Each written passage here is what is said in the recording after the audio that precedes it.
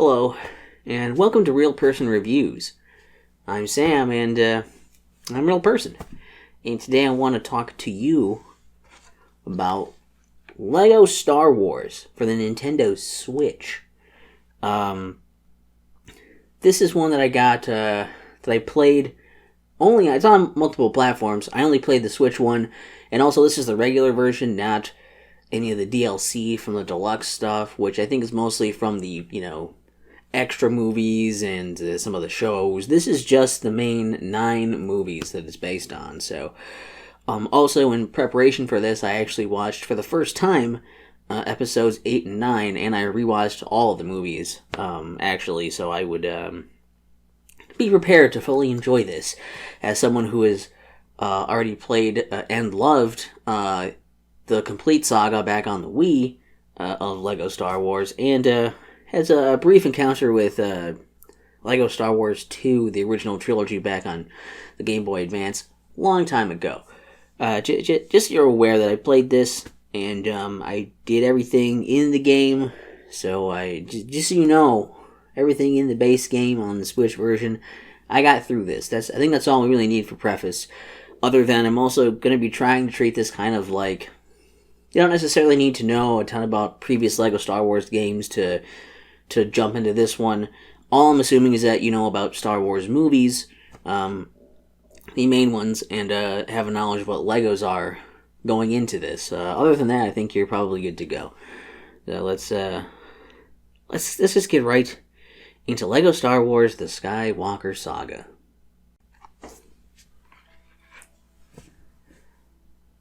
So this is a game, much like the rest of the series. This game is using the Lego toys to make most of the characters and ships and major set pieces in this world of Star Wars, based on the 9 Star Wars films.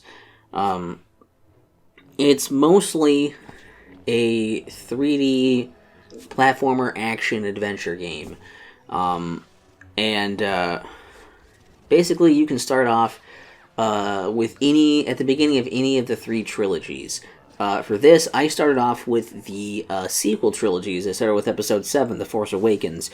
I went through there, then went through the first movies, the prequels, then I went through, lastly I ended on the original trilogy. I figured that made the most sense just for how recently I'd seen things, and how frequently and how much I would like them, that kind of thing. And so I just went in that order. So most of this plays out as you start playing the story, and it plays through some cutscenes. They're fully voiced cutscenes, showing you generally kind of abridged events of the film before throwing you into some of the more interesting scenes to actually play. And there are a few different kinds of characters you can play as. The selection of characters depends on who you have with you for the story at that point, but the few different kinds of characters are things like there's like scavengers, there are villains, heroes, Jedi, Sith, bounty hunters, protocol droids, astromechs, extra characters, scoundrels.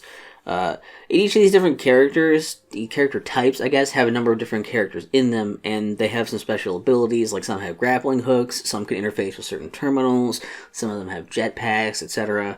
Obviously, some have blasters, and some have lightsabers. So a lot of the game is running around fighting enemies either with shooting combat, kind of like third-person blaster gunfire, or doing some melee combat with lightsabers and other melee weapons, or just your fists. There are some sections in space where you can fly around and shoot things as well, so there's like ship combat. Most of the main missions are usually take place somewhere, or either on land or in the up in space somewhere, flying around in a vehicle, doing stuff, following the events of the movie, having you progress along that way. Every once in a while, you will then finish a mission and be rewarded for things that you do in the mission. So, beating a mission unlocks free play, so you can play as any character you have unlocked in it. And then you can, you get certain missions you can complete within there. the story missions. These objectives are little things that usually most of those you can complete your first time through just with the characters you're given.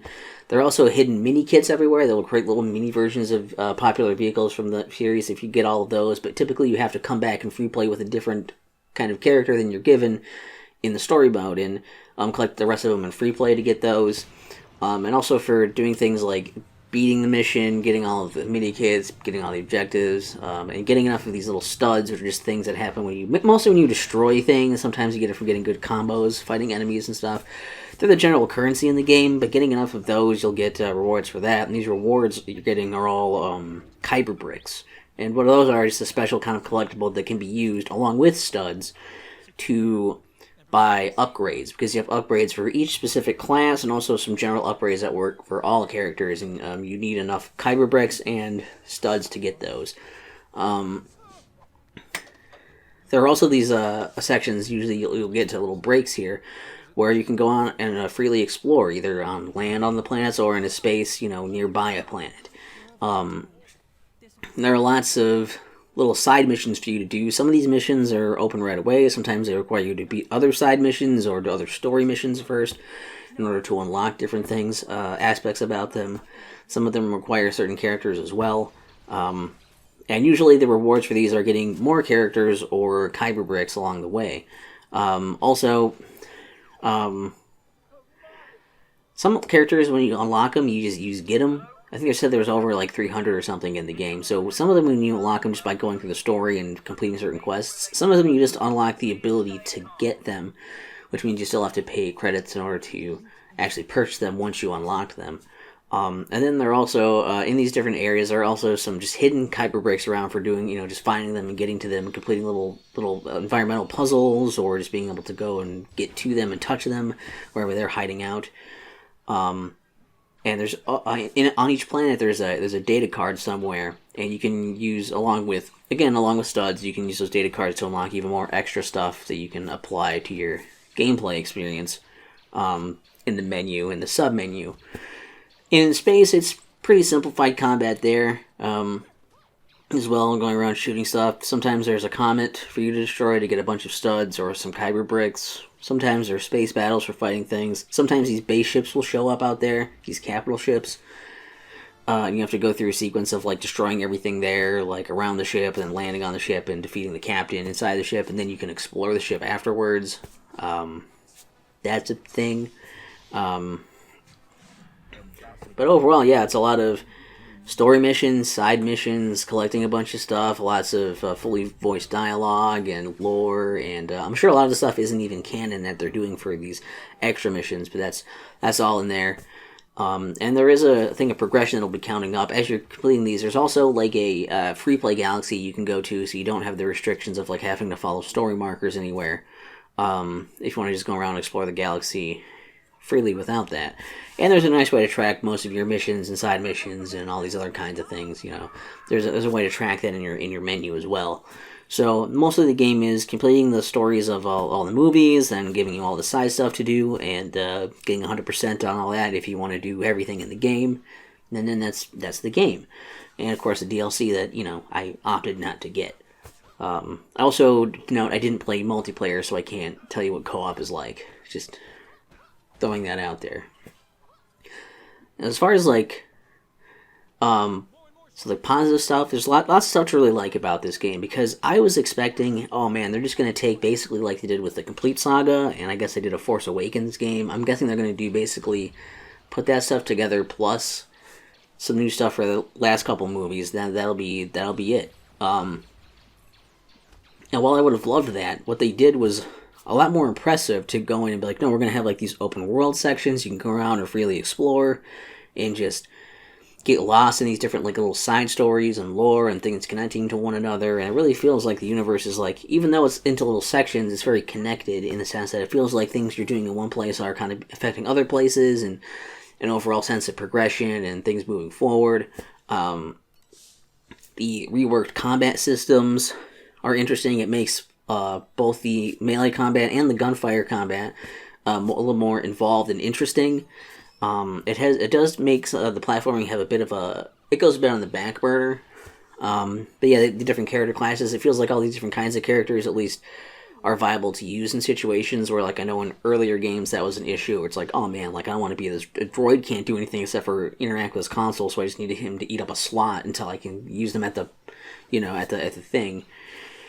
You can do more stuff with these characters now, which is nice. And there's a ton of characters to select if you'd like to. Lots of collectibles, and there's a lot of gameplay here. There's a ton of stuff to do and see, and I think that because of that, if you're just really into Star Wars and want to be playing a game for a while, like, this is one that's going to take up a lot of your time, and it's going to be a lot of fun Star Wars stuff to ride that Star Wars high on. So I think I'm pretty impressed with what they did here. It seems like a really good decision, especially for moving the series forward. To not just feel like they're making the same game again, but with more movies added onto it. So I really want to applaud them for doing that, especially. There are a lot of downsides to this, though, and I think that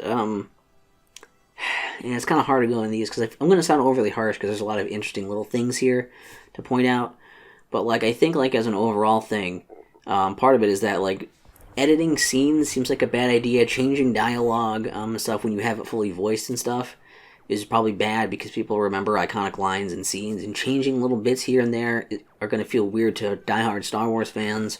I understand they wanted to make places where you'd have a reason for there to be a co-op, like, oh, here's another person here playing also, or like, that kind of makes sense, but still, like, also there's times when they just, like, downplay violence and try to make jokes out of it and try to not show it, even though it's called Star Wars.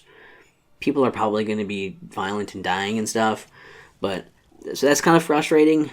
Also, if we're trying to appeal to kids on that front, I think they failed that in that sense, where, like, I feel like this is very convoluted for doing that. It's very complicated, in the sense of, like, there's all the menus and sub-menus and things to read about these little ins and outs of how all these different little pieces work, for, like, oh, using these things and the Force, and then using these modules, and, like, there's just so many little things to read in the menus and sub-menus and all this, and that's even if it didn't have any bugs in it, that would already be, like, a lot to, like, remember and work with and try to, like, just figure out. But on top of that, this game also has way too many bugs, and that's a really big issue for a AAA game. You should not have this many bugs in the final product. Look, I played through all of the stuff, right? I played through, like, everything that I possibly could. So it's not like it was a terrible time where I had to quit because of all the bugs. But, there were times when it just flat out crashed. There were times where, objective markers, would load when no one was there before there's anything to really do. The ones that wouldn't disappear. Things that would disappear, even though there was still stuff to do. Sometimes it would show an objective marker in a place you couldn't even, out of bounds where you couldn't even go. Lots of issues with those. There are times when, like, I would go and, like, the game would straight up crash sometimes. I would go sometimes and, like, it would load something, but it would be working, but it wouldn't load the next action sequence, or I would talk to somebody and their dialogue would play, but the dialogue box would never show up, so I could never progress, so I'd be soft locked and have to restart. But by far the biggest issue I had with that, also big frame rate dips as well, but the biggest issue I had was at the end of the game, I basically got locked out of 100%, because one of the missions, I did the mission, I did the stuff, I played the dialogue, I got the collectible for doing it, but the tracker just didn't count me as finishing the mission, and so there was no way to re-trigger the mission. There, as far as I know, still hasn't been any patch to fix that, so I'm just actually locked out of the reward for getting 100%, even though I've done everything, and I've got everything, it's just that thing didn't trigger. So now I just can't get that, and I feel like that's kind of unacceptable. Especially since in the last bit of the game, after you play for so long, you're going to use the same few characters, because whatever, doesn't matter which class of character, which character in that class, it just matters if you have that class of character to do certain things. You're just going to use your favorites, you're just going to stick with them the whole time because it's fast and it's easy, and you're going to start skipping over what people are saying. So, like, I just want to finish this because you're just going to have me go fetch a thing or do this or repeat something I've already done a number of times already. They have a good variety of things to do for side missions. I'll admit that. But when it's this long of a game, they're going to repeat stuff, and you're going to start to see the seams, and you're going to be like, okay, I get it. I don't care. Just shut up and let me do the thing you want me to do, and let me finish the game now. And that's overall not a very good experience to have, I guess, when it ends up being like that, and then the double whammy of, alright, I'm ready to be done with the game, and the game's like, you know what, you can't ever really finish. It's just, this is as close as you're gonna get. Like, it just really, really sours the experience a bit.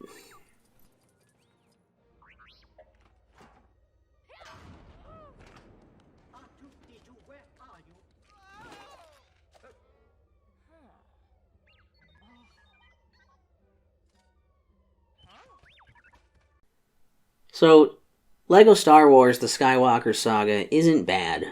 I think it's really impressive. It does a lot of stuff that I think is a really good way to move for the series. I think people who like Star Wars a lot will still like this game, and other Lego Star Wars games, they'll probably still like this game.